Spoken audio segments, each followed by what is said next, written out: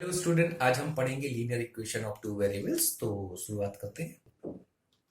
Linear equation of two variables का मतलब ये होता है ऐसी इक्वेशन जिसमें दो वेरिएबल्स हो। For example 3x 2y is equal to 5x plus 8y is equal to 10, 5x minus y is equal to 2। तो जैसा कि आप देख रहे हो यहाँ पे पहले इक्वेशन में एक वेरिएबल y है, एक x है, एक वेरिएबल x है, एक y है, एक x है, एक y है। दैट मीन्स दो वेरिएबल्स के साथ जब भी इस तरह की इक्वेशन लिखेंगे उसे हम बोलेंगे linear equation of two variables. ठीक है। इसी तरह अगर हम इसका जनरल फॉर्म देखें तो हम इसे लिख सकते हैं ax plus by plus c is equal to 0। ये है हमारा जनरल फॉर्म है किसी भी linear equation of two variable का। x एंड y दोनों हमारे वेरिएबल्स हैं।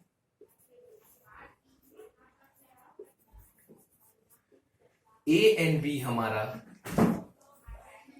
हमारे कोई रियल नंबर्स हैं, रियल नंबर्स, एंड c हमारा कांस्टेंट है।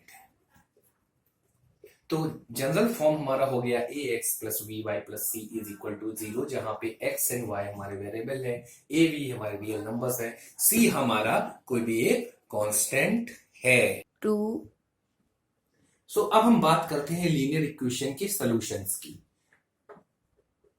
Solution of linear equation. Solution of linear equation क्या होता है? हमें x और y की वैल्यू जो कि इस इक्वेशन को सेटिस्फाई कर पाए। मतलब ये है x की वैल्यू एंड y की वैल्यू हमें निकालनी है। वो वैल्यू क्या करेंगे, जब हम यहां रखेंगे तो इसको इक्वेशन को इक्वल में जो नंबर्स हो वही लेके आए, तो हमारा एक सॉल्यूशन होता है x एंड y का। कुछ एक चीजें हमें याद रखनी सॉल्यूशंस में। नंबर एक, जब भी हम कोई सॉल्यूशंस किसी भी लीनियर इक्वेशन सॉल्यूशन निकालते हैं तो उसके लेफ्ट हैंड साइड में अगर हम कोई नंबर जोड़ें, any number, right hand side में भी अगर हम सेम नंबर जोड़ें तो उसके सॉल्यूशन पे कोई इफेक्ट नहीं आएगा। सॉल्यूशन हमारा जो होगा वही रहेगा, क्योंकि हम same number left hand side में ऐड कर रहे हैं, सेम राइट हैंड साइड पे ऐड कर रहे हैं। सिमिलरली अगर हम कोई नंबर लेफ्ट हैंड साइड से घटाएं एंड सेम नंबर अगर हम राइट हैंड साइड से घटाएं तो उसके सॉल्यूशन में कोई भी फर्क नहीं पड़ेगा। तीसरा ये है, लेफ्ट हैंड साइड में अगर हम किसी भी नंबर से मल्टीप्लाई करें, राइट हैंड साइड में भी अगर हम सेम नंबर से मल्टीप्लाई करें तो उसके सॉल्यूशन में कोई चेंज नहीं आएगा।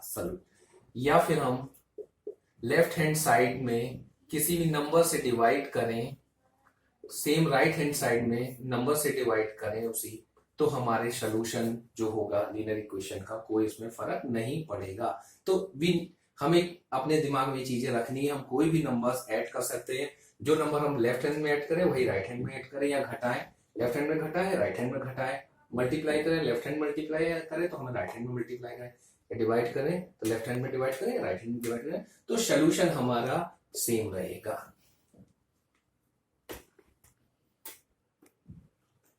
अब हम देखेंगे कि अगर हम हमें कोई भी स्टेटमेंट दिया जाता है उससे हम लीनियर इक्वेशन कैसे बनाते हैं। फॉर एग्जांपल, हाँ, एक इंडिया वर्सेस श्रीलंका का क्रिकेट मैच हो रहा है जिसमें इंडिया के दो प्लेयर्स खेल रहे हैं। तो अगर हम ये बोले उन दोनों प्लेयर्स के रन्स का सम 176 है, मतलब दोनों प्लेयर्स से मिलके 176 रन बनाए हैं, तो इसकी लीनियर इक्वेशन हम किस तरह से लिखेंगे? तो हमने माना पहले प्लेयर ने x रन बनाए हैं, दूसरे ने y रन बनाए हैं, तो दोनों का सम जब हम कह रहे हैं 176 है तो इसका मतलब दोनों को प्लस करना है, इज इक्वल टू 176। ये हमारा एक इक्वेशन बन गया, x plus Y is equal to 176।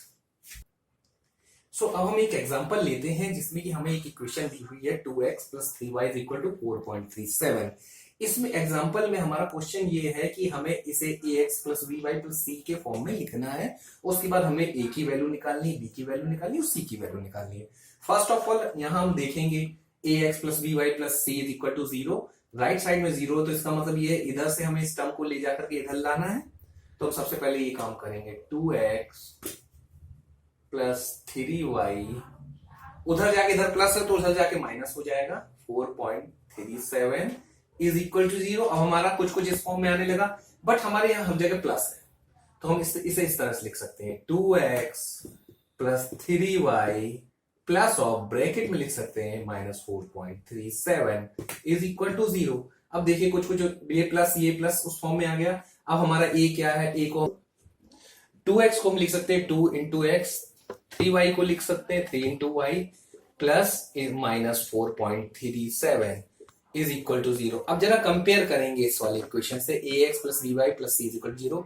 a की जगह हमारा 2 है 2x, b की जगह क्या है 3 है, by मतलब 3y और प्लस c की जगह -4.37। तो इसका मतलब हमारी वैल्यू हो गई a = 2, b = 3 एंड c = -4.37। तो हमने ax + by + c के फॉर्म में यहां लिखा हमने इस इक्वेशन को। उसके बाद हमने a b c की वैल्यू निकाली।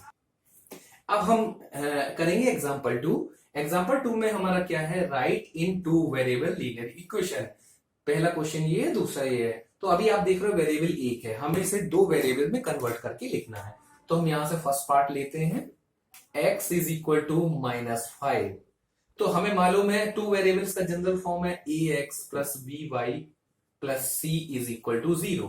तो हमें इस फॉर्म में लिखना है। a की जगह हम 1 × x लिख सकते हैं, y के हमारा कोई टर्म नहीं इसलिए हम 0 × y कर सकते हैं यहाँ पे, क्योंकि 0 में कुछ भी मल्टीप्लाई करेंगे 0 हो जाएगा, = -5। तो हम इसे इस तरह से लिख सकते हैं 1 × x। vy वाला टर्म हमारे पास नहीं है, इसका मतलब हम उसे लिख सकते हैं 0 × y, क्योंकि किसी चीज में 0 से मल्टीप्लाई करने पर 0 हो जाता है, = -5। अब हमारा इस -5 को उधर ले जाते हैं, क्योंकि हमारा ax + by + c = 0 के फॉर्म में लिखना।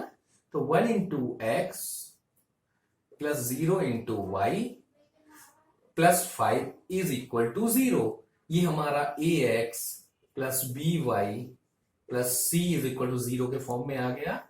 तो ये हमारा इक्वेशन बन गया, ये हमारा आंसर हो गया, जहां a की वैल्यू 1 है, b की 0 है, c की 5 है। सेकेंड पार्ट हम देखते हैं, y = 2। हमें 2 वेरिएबल्स का लीनियर इक्वेशन बनाना है। तो इसका मतलब जो y के पास कुछ नहीं तो 1 × y लिख सकते हैं। x का हमारा फॉर्म ये होता है ax, तो ax वाला पार्ट लिखने के लिए हम क्या कर सकते हैं, 0 × x लिख सकते हैं। 0 के किसी में मल्टीप्लाई करेंगे 0 हो जाएगा, बीच में प्लस लगाएंगे, = 2। हमारा फॉर्म ax + by + c का होना चाहिए, तो इसका मतलब हम 2 को उधर ले जाए, या हम एक काम करते हैं, हम यहाँ पे 1 × y इस इक्वेशन में प्लस उधर 2 जोड़ दिया, तो सेम हमें इधर भी 2 जोड़ना पड़ेगा, या -2 कर लेते हैं। तो हम इस साइड प्लस ना करके हम -2 कर देते हैं, क्योंकि हमें = 0 लाना है। तो हमने -2 करा, तो इधर भी हमें -2 करना पड़ेगा। तो हमारा इक्वेशन हो गया 0 × x + 1 × y and plus of -2 लिख दिया, क्योंकि हमारा यहाँ ax + by + c लिखना है और इधर 0 आ गया। अब हमारा फॉर्म हो गया ax + by + c = 0। a की वैल्यू 0 हो गई, b की 1 हो गई और c की -2 हो गई।